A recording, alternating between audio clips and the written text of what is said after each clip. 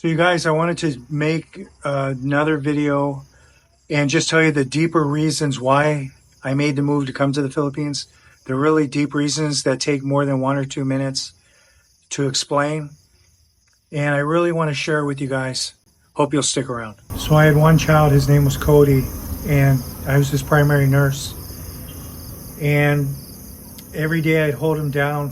I'd have to hold him down, hold his hands down with his mother, and give him antibiotics, and we call them gut meds.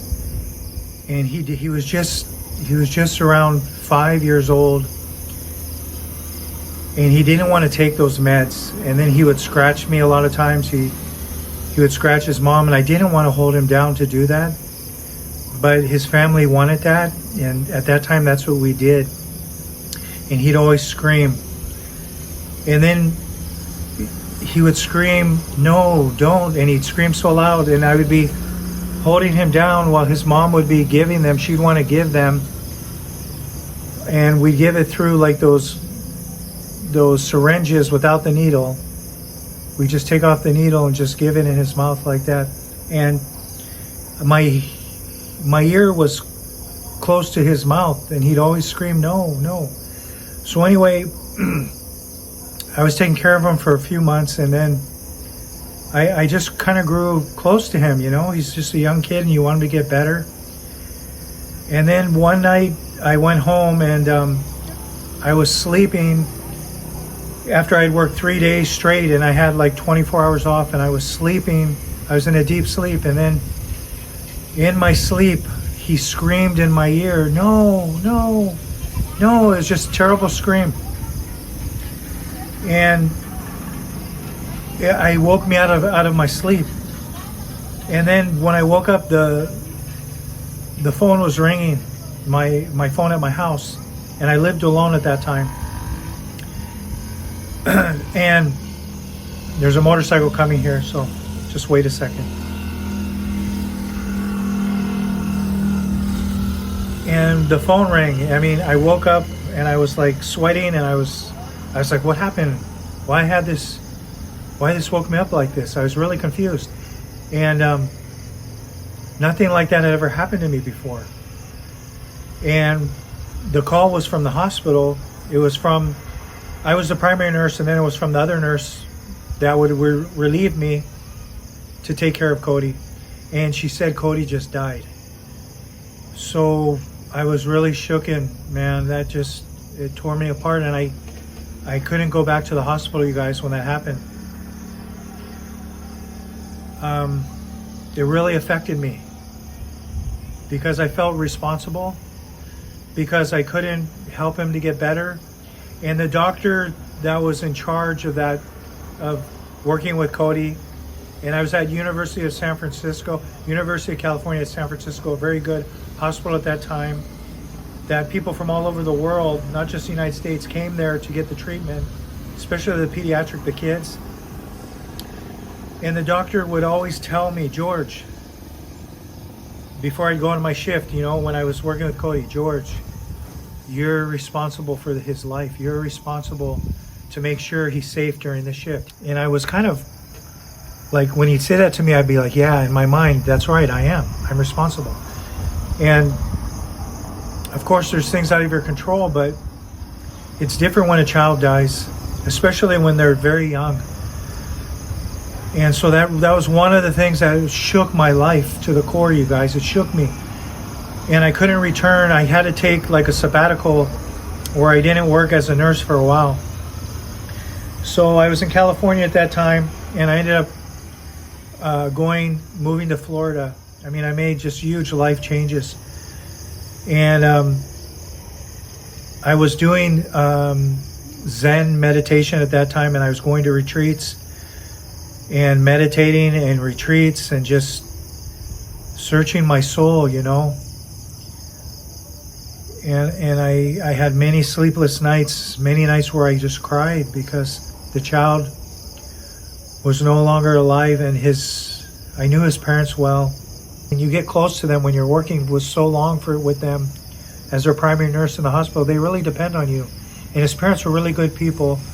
And I felt like I let them down. And so that weighed on me for a long time. It still weighs on me to this day. It's not like painful anymore, but it's just something that taught me a lot of life lessons, and something that I carry Cody in my heart. And so that was one of the things that got me questioning, what am I really doing? I'm working as a nurse. I'm not a nurse. I'm working as a nurse.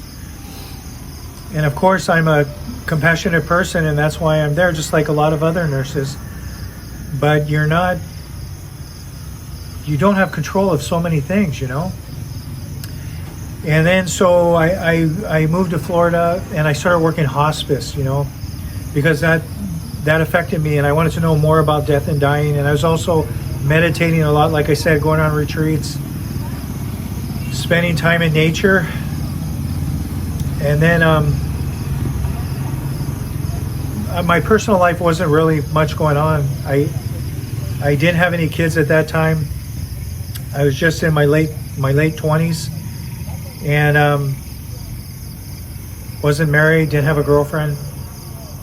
So in Florida, I started working with hospice, and it was a wonderful experience, because the people already knew, you know, they were told they had 6 months or less basically to get into hospice. And then I was the one that there would be hospice nurses that took care of them at home, at their homes, or in the hospitals. We had a couple of hospitals where we had hospice at that time in the early 90s. And then I wasn't that kind of nurse. I was the nurse that would be the first one that the families met, and I would be the one to explain the services and then to listen to their stories. And they'd really open up with me, and I would just listen to them. It was wonderful for growth, like just learning to be more compassionate and understanding, and to really listen and to help people the best I could. And then I would evaluate them to come on the hospice program. I would look at their records, see what the doctors or primary doctors said in their diagnosis of them. If they'd say the words like, I'm turning them over to the hospice because they have 6 months or less, or if they went to the hospital so many times and they had lots of tests and labs done, and then they couldn't really do anything for them. It could be heart conditions. It could be cancer. It could be failure to thrive, like they're an older person, and they were going downhill like that health-wise. So then it was my job to bring them on board hospice and to connect them with the right spiritual, like depending on their religion, if they had a religion, if they didn't have a religion, who was going to be the person that came and talked to them spiritually, if they wanted that. And so I would do those things. And then I did that type of work for about 4 years with the one hospice. I went to another hospice later. But what happened was I started questioning, am I really healing, helping people to heal at the end of their life? Am I really helping them to pass on, to die? What am I doing for them? Because my job a lot of times was when I'd see them, evaluate them, and then if the doctor agreed to bring them on board, I'd give them medications to make them comfortable. And a lot of times I'd be giving them morphine, like things called Roxanol, like liquid morphine, and other types of medicines like that. And then a lot of times, even before the nurse would come there, they'd get comfortable, and then they would die. They were comfortable, and then they would die. Their pain, for the first time in a long time, maybe they weren't feeling pain, and it's what they wanted or what their families wanted within legalities. And I was really questioning, and what am I doing? Am I really helping them? What if their mind is clouded when they die? Am I affecting them when they die? Spiritually, am I affecting them? I was really like, at that time, I was like, these questions in my head were really causing me a lot of extreme anxiety. So I was doing a lot of retreats, as I mentioned, meditating, And I would talk to, I had a teacher at that time.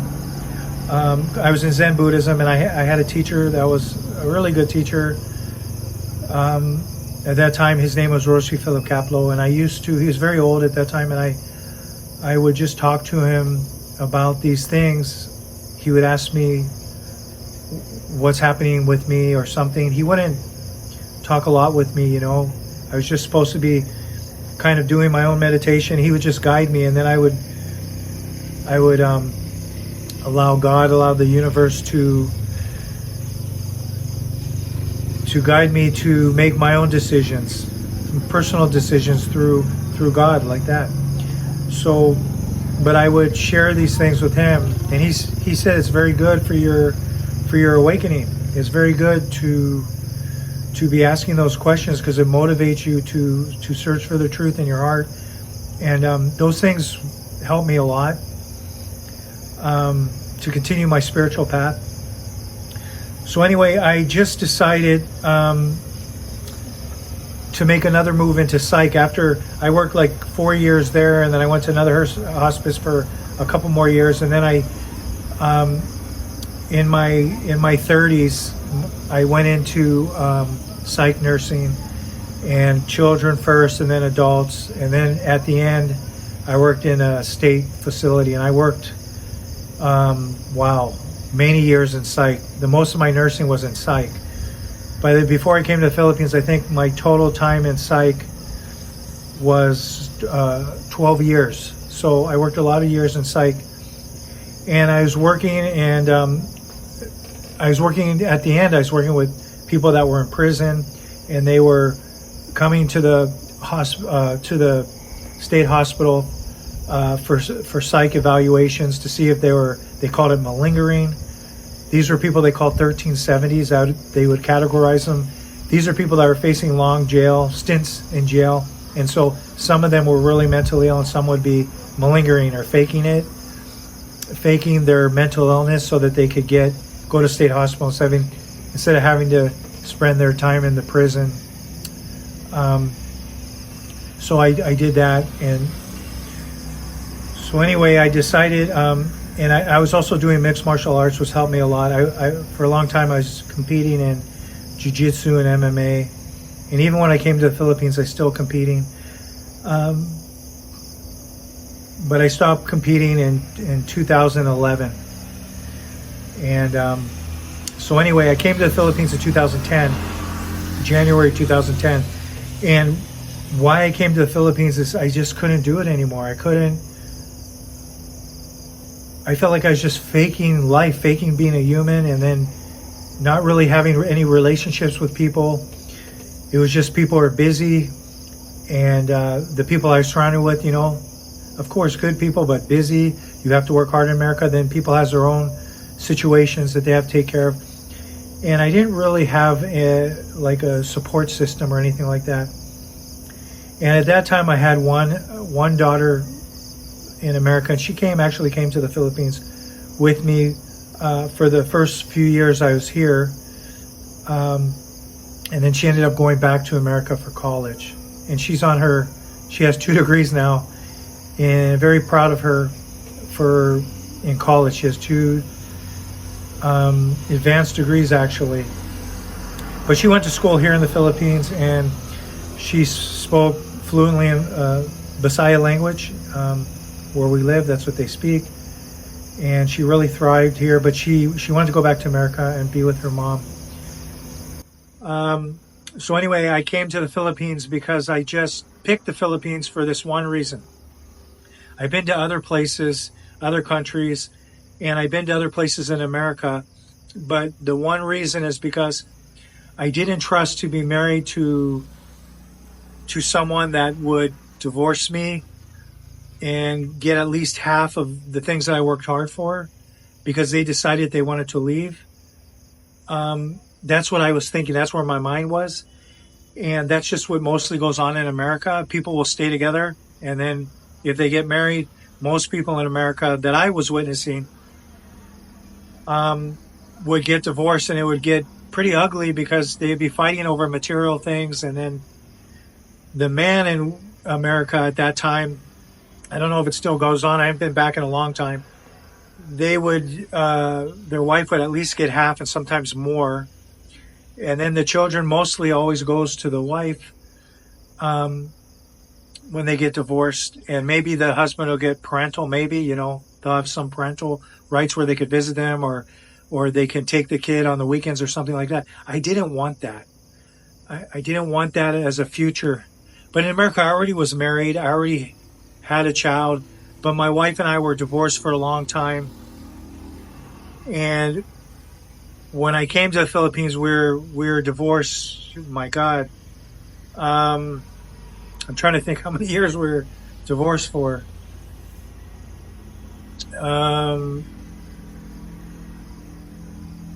Like 11, by the time I came to the Philippines, I think we were divorced for 11 years.